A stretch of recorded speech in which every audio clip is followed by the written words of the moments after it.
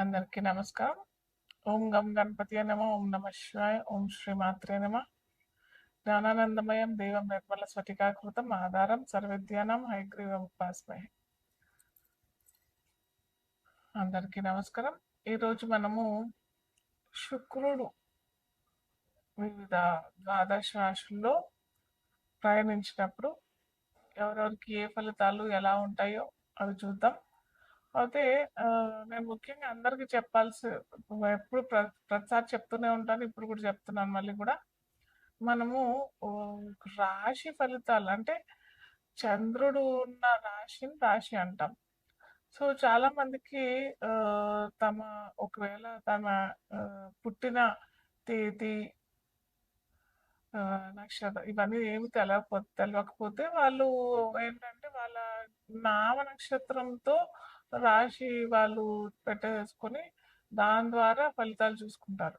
అలా కాకుండా జన్మ జాతకం కనుక ఉన్నట్టయితే అప్పుడు ఆ రాశి ఫలితాలు రాశి కంటే ఎక్కువగా మనకి లగ్నం ఫలితాలు బాగా వర్తిస్తాయి.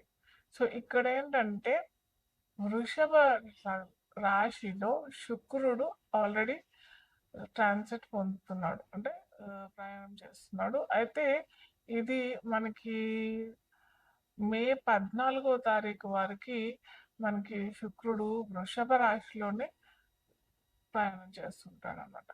సో వివిధ లగ్నాల వారికి అంట, లేదా లగ్నాలు తెలియని వారికి రాశి ఎలాంటి ఫలితాలు ఇస్తాయి మనం ఇప్పుడు చూద్దాము. వృషభ రాశిలో శుక్రుడు వచ్చాడు అంటే ద్వాదశ రాశుల్లో అది రెండవ రాశి అవుతుంది.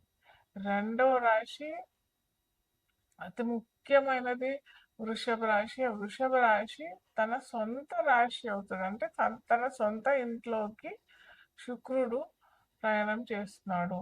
అది కూడా శుక్రుడు ఇప్పుడు ఒంటరిగానే ఉన్నాడు. సో ఇప్పుడు ఏంటంటే మనము ఒక వ్యక్తి తన ఇంట్లో ఉన్న స్వతంత్రం, అది అటు పేదవాడైనా కానీ, మధ్యతరగతి వాళ్ళైనా కానీ, గొప్ప వాళ్ళైనా కానీ, ఎవరైనా కానీ బయట ఎటు ప్రయాణం చేసినా కానీ మళ్ళీ తిరిగి తన ఇంట్లో వచ్చిన తర్వాత పొందిన ఆనందం, సంతోషం పట్టలేని ఆనందం కదా. సో అలాగే ఇక్కడ మనకు కూడా శుక్రుడు తన సొంత ఇంట్లోకి వచ్చాడు కాబట్టి అది కలిపురుషలో రెండవ రాశి అవుతుంది కాబట్టి చాలా మంచి ఫలితాలు వస్తాయి. ముఖ్యంగా మనకి ఫైనాన్స్ పరంగా అయినా, డబ్బుల పరంగా అయినా, ఏమంటారు, వివాహ వివాహ సమస్యల్లో ఏమన్నా సమస్యలు వస్తున్నాయి అని అంటే, అటు దాంపత్య జీవితంలో ఎటువంటి ఇబ్బందులు వచ్చినా కానీ అక్కడ కూడా మనకి ఈ శుక్రుడు ఈ ట్రాన్సిట్ వల్ల, అంటే సంచారం వల్ల ఖచ్చితంగా మంచి ఫలితాలే వస్తాయి. సో ముఖ్యంగా మనము ఇప్పుడు మేషరాశితో మనము ఒక్కొక్క రాశి వాళ్ళకి ఎలాంటి ఫలితాలు ఇస్తారు, లగ్నం అంటే లగ్నం తెలియని వారికి రాశి అని అనుకున్నట్టయితే ఎలాంటి ఫలితాలు ఇస్తాడు విత్ రెమెడీస్ మనం తెలుసుకుందాం. తులా లగ్నం తెలియని వారికి తులా రాశి అని చూసినట్టయితే తులా లగ్నానికి అధిపతి ఎవరు అనంటే శుక్రుడే. ఇక్కడ మనకి శుక్రుడే ఇక్కడ వృషభ రాశిలోనంటే తులా లగ్నానికి ఇక్కడ మనకి అష్టమం అవుతాడు. అష్టమం అయినా కానీ రాశ్యాధిపతి లగ్నాధిపతి అవుతాడు కదా ఇక్కడ. సో ఖచ్చితంగా మంచి ఫలితాలే ఇస్తాడు, ఇవ్వాలి. కాకపోతే ఏ రంగం వారికైనా కానీ చాలా మంది నన్ను పర్సనల్గా కాల్ చేసి ఈ రంగం వాళ్ళకి ఎలా ఉంటుంది, ఆ రంగం వాళ్ళకి ఎలా ఉంటుంది అని పదే అడుగుతూ ఉంటారు. సో ఇదే ప్రత్యేకంగా ఈ రంగం వారికి అన్నట్టు లేదు ఇక్కడ మనకి శుక్రుడు. ఎందుకంటే ఏ రంగంలో ఉన్న వారికైనా కానీ డబ్బులు రావాలి కదా, మనకు డబ్బులు వస్తేనే కదా ఆ క్షేత్రంలో అయినా, ఆ రంగంలో అయినా మనకి మంచి ఫలితాలు వస్తాయి అని చెప్పచ్చు. సో ఇక్కడ ఏంటంటే no matter any business or any job ఇక్కడ మంచి ఫలితాలే ఇస్తాడు. కాకపోతే ఇక్కడ అష్టమాధిపతి అయ్యాడు కాబట్టి కొద్దిగా డిలే చేయటము, లేదా పదే పదే తిప్పించడము. తిప్పించిన తర్వాత అంటే ఎగ్జాంపుల్ చెప్తున్నాను. ఏదన్నా డబ్బులు రావాలి మనకి, డబ్బులొచ్చేవి ఉన్నాయి. అవి డబ్బులు చిక్కిపోయినాయి అని అన్నట్టయితే, ఆ డబ్బులు మనకి వడ్డీతో సహా వచ్చే అవకాశాలు మనకి ఈ శుక్రుడు అష్టమంలో ఉన్న ఫలితాలు మటుకు వస్తాయి. కాకపోతే నేను పదే పదే అందరికీ చెప్తుంటాను. మన జన్మ జాతకంలో అంటే ఇప్పుడు తులా లగ్నం అయింది. తులా లగ్నానికి అధిపతి ఎవరు? శుక్రుడు. శుక్రుడు కనుక ఏ షష్ట అష్టమం అయితే మనకి వృషభ రాశి అవుతాడు కాబట్టి వ్యయంలో ఉన్నా కానీ కన్యా లగ్నానికి అధిపతి అయిన బుధుడికి మిత్రుడే కాబట్టి మనకి ఇక్కడ ఇబ్బంది ఏమి లేదు. కాకపోతే శత్రు స్థానంలో కనుక ఉండి లేదా అవస్థలు కూడా చూస్తాము. చాలా మంది మర్చిపోయేది ఏంటంటే అరే పర్టికులర్ ఇప్పుడు శుక్రుడే ఉన్నాడు, లగ్నంలోనే ఉన్నాడు. కానీ ఆ లగ్నంలో అంటే రాశిలోనే ఉన్నాడు, అంటే తులారాశిలోనే ఉన్నాడు మా జన్మ జాతకంలో. కానీ మంచి ఫలితాలు ఇవ్వట్లేదు అని అంటే ఎందుకు ఇవ్వట్లేదు అని అంటే అవస్థలు కూడా చూసుకోవాలి. బాల్య అవస్థలో కనుక ఉంటే లేదా వృద్ధావస్థలో అవస్థలు అనేది ఇది కొంచెం డిఫరెంట్ టాపిక్, చాలా డీప్ టాపిక్. అలాగే షడ్బలాల్లో కూడా బలం పొంది ఉండాలి. ఏ గ్రహమైనా కానీ తన సొంత రాశిలో ఉన్నా కానీ, మూల త్రికోణంలో ఉన్నా కానీ, ఉచ్చ రాశిలో ఉన్నా కానీ ఫలితాలు ఇవ్వట్లేదు అని అంటే ఇవన్నీ డ్రాబ్యాక్స్ కూడా ఉంటాయి. సో ఇవన్నీ చూసుకొని మనం చేసుకోవాలి. కానీ no matter whatever it is, మనకి ఇక్కడ అన్ని ఈ రంగాల్లో ఉన్న వారికి ఎటువంటి ఇబ్బంది కలిగినా కానీ, ఎటువంటి లోపాలు ఉన్నా కానీ జన్మ జాతకంలో మనకి ఇక్కడ రెమెడీస్ కూడా ఉన్నాయి. మాకు పుట్టిన తేదీ టైము ఇవేమీ తెలియదు, లేదా పుట్టిన తేదీ కూడా తెలుసు అని అంటే కేవలం నేమ్తో పాటు కూడా మనం నేమ్ కరెక్షన్ ఇవన్నీ మనం చేసుకోవచ్చు. కాకపోతే మీరు టీంని సంప్రదించవచ్చు. సంప్రదిస్తే నేనైతే చిన్న చిన్న చిట్కాలు, చిన్న చిన్న రెమెడీస్ ద్వారానే మీకు మంచి ఫలితాలు అయితే లభించేటట్టు చూస్తాను.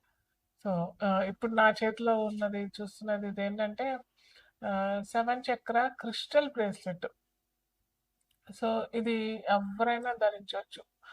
ఈ పర్టికులర్గా ఈ రాశి వాళ్ళే ఈ రాశి వాళ్ళే అన్నట్టు అయితే ఏమీ లేదు. దీంట్లో మనకి ప్యూర్ క్రిస్టల్స్ ఉంటాయి. ఇక్కడ రెడ్ జాస్పర్ ఉంటుంది, ఇక్కడ గ్రీన్ అవెంజరిన్ అనేసి అంటే క్రిస్టల్స్ పేర్లు అనమాట. ఇది గ్రీన్ అవెంజరిన్, ఇక్కడ మనకి ఇది చూసినట్టయితే ఎల్లో సఫారు, ఇది చూసినట్టయితే బ్లూ సఫారు, ఇది అయితే గ్రే పర్పుల్ ఎవెన్షన్.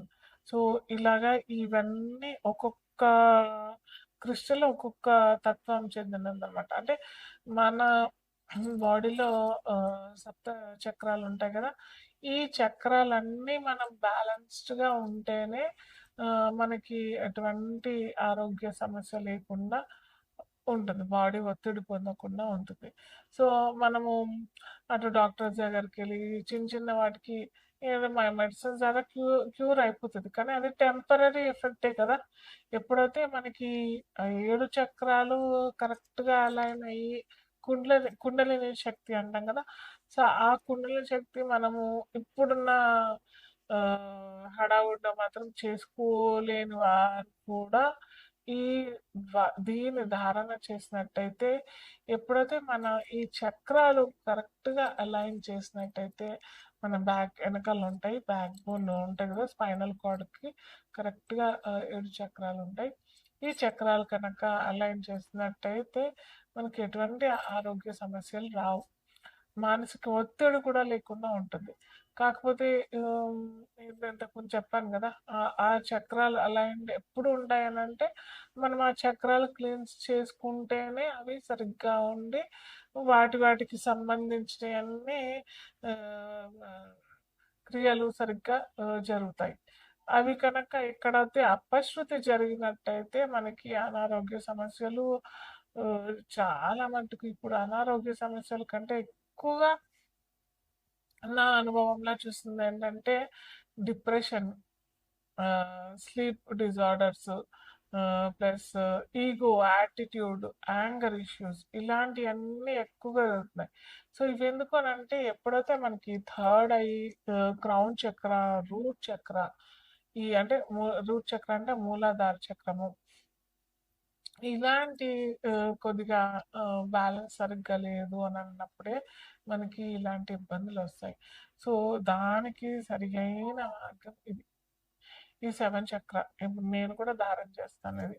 ఎందుకంటే నేను కూడా మనిషినే కదా! అన్ని రోజు ఒక 30, 40 కన్సల్టెన్సీస్ చేసి మళ్ళీ నేను స్పెసిఫిక్‌గా ఈ 7 చక్ర అలైన్‌మెంట్ వీటికి కూడా మంత్రాలుంటాయి. ఇవి లేకున్నా మంత్రాలతో కూడా చేసుకోవచ్చు. కానీ దానికి ఒక అరగంట, గంట స్పెండ్ చేయాలి. సో అలా చేయలేము మనము. అందరూ చేయలేరు కదా! అరగంట, గంట చేయాలి అనంటే యోగా చేసుకోవాలి, ఎక్సర్సైజ్ చేసుకోవాలి, దీనికి కూడా చేసుకోవాలి, టైం కేటాయించాలి అనంటే కొద్దిగా ఇబ్బందే కదా! సో అలా చేసుకోలేము అని అనుకున్న వారికి ఇది మంచి పరిహారం. ఇది కనుక ధారణ చేస్తే మనకి క్విక్‌గా అవుతది అన్నట్టయితే నేను చెప్పట్లేదు. క్విక్‌గా ఎవ్వరికి ఏది జరగదు. క్విక్‌గా అయ్యేది మనకి లాంగ్ రన్‌లో రిజల్ట్స్ అయితే రావు. సో ఇది స్లోగా మనకి అన్ని చక్రాస్ అలైన్ అయిపోతాయి. తప్పకుండా అందరూ వేసుకోండి. అద్భుతమైన ఫలితాలైతే వస్తాయి.